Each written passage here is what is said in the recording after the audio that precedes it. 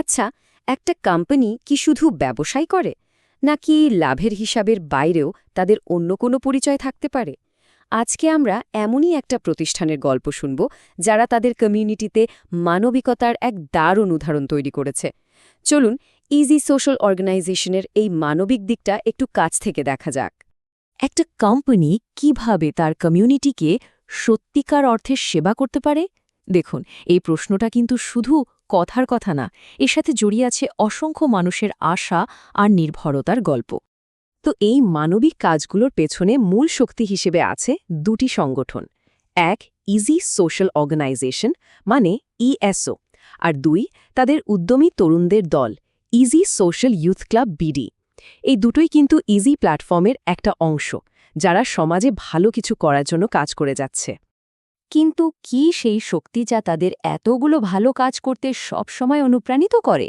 চলুন তো তাদের এই কাজের পেছনের মূল কারণটা খুঁজে বের করা যাক। সহজ কথায়, ইএসও হল ইজি প্ল্যাটফর্মের সেই বিশেষ শাখা যারা ব্যবসার পাশাপাশি সমাজের প্রতি নিজেদের দায়িত্বটাও পালন করে। এটাকে কিন্তু বলে কর্পোরেট সোশ্যাল রেসপন্সিবিলিটি বা সিএসআর, মানে সমাজের ভালোর জন্য কাজ করা। আর তাদের যে তরুণদের দলটা আছে, তাদের মূল মন্ত্রটা তো আরও দারুণ, বিল্ডিং ইউথ সার্ভিং হিউম্যানিটি, মানে হলো যুব সমাজ গঠন এবং মানব সেবা। এই একটা লাইনেই কিন্তু তাদের কাজের দুটো প্রধান দিক স্পষ্ট বোঝা যায়। একদিকে তরুণদের ভবিষ্যতের জন্য তৈরি করা, আর অন্যদিকে বিপদে মানুষের পাশে দাঁড়ানো। যখন কোনো সংকট আসে, তখন সবার আগে দরকার হয় জরুরি সাহায্যের। চলুন দেখি এরকম কঠিন সময়ে এই সংস্থাটা কিভাবে মানুষের পাশে এসে দাঁড়ায়। কোভিড-19 মহামারীর সেই ভয়ঙ্কর দিনগুলোর কথা মনে আছে তো? যখন সবাই কেমন দিশেহারা, ঠিক তখনই কিন্তু ইএসও এগিয়ে এসেছিল। তারা সবার জন্য প্রয়োজনীয় মাস্ক আর খাবারের ব্যবস্থা করেছিল, যা সেই সংকটময় মুহূর্তে অনেকের জন্য ছিল একমাত্র ভরসা। শুধু মহামারী না, প্রতি বছর হাড় কাঁপানো শীতও কিন্তু অনেকের জন্য একটা কঠিন পরীক্ষা। বিশেষ করে চট্টগ্রামের নদী তীরের মানুষগুলোর কথা ভাবুন, যাদের কাছে একটা গরম কাপড় যে কি তা হয়তো আমরা কল্পনাও করতে পারব না। এই কঠিন সময়ে তাদের কম্বল বিতরণের প্রোগ্রামটা একটা ভরসার জায়গা হয়ে উঠেছে। এটা কিন্তু কোনো একবারের জন্য না, বরং প্রতি বছর উষ্ণতা আর যত্ন পৌঁছে দেওয়ার একটা ধারাবাহিক চেষ্টা। আর তারা যে শুধু কথাই বলে না, তার প্রমাণ হলো এই সংখ্যাগুলো।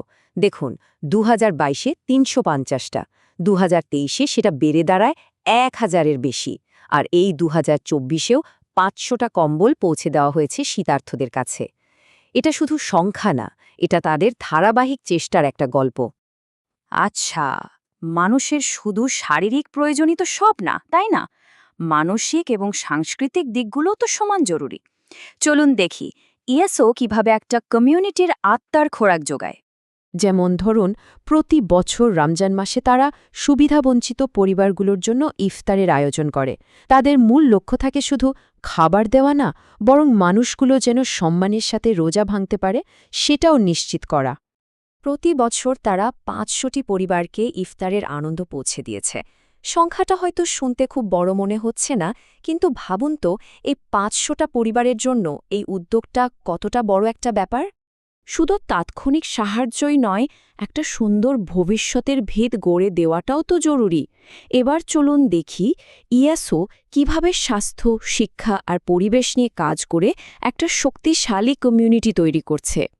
তারা কমিউনিটির দীর্ঘমেয়াদী স্বাস্থ্যের কথা ভেবে অনেক প্রতিরোধমূলক স্বাস্থ্যসেবাও দিয়ে থাকে, যেমন ব্লাড গ্রুপ টেস্ট করা, ব্লাড প্রেশার মাপা, আবার ডায়াবেটিস আছে কিনা সেটাও পরীক্ষা করে দেওয়া।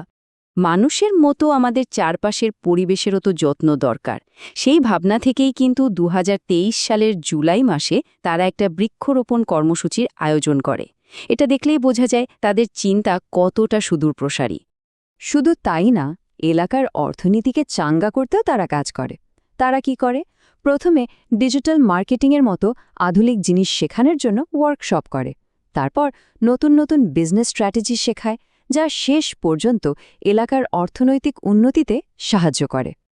আর এই সব অসাধারণ কাজের 5 বছর পূর্তি উপলক্ষে তারা একটা দারুণ আয়োজন করেছিল, ইজি সিএসআর ডে 2025।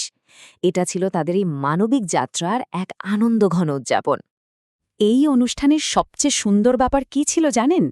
একদিকে তারা যেমন আমাদের ঐতিহ্যকে সম্মান জানিয়ে ৪০ জন হাফেজে কোরআনকে নতুন পোশাক ও খাবার দিয়ে সম্মানিত করেছে, ঠিক তেমনি অন্যদিকে ভবিষ্যতের কারিগর মানে তরুণ উদ্যোক্তাদেরও স্বীকৃতি দিয়েছে।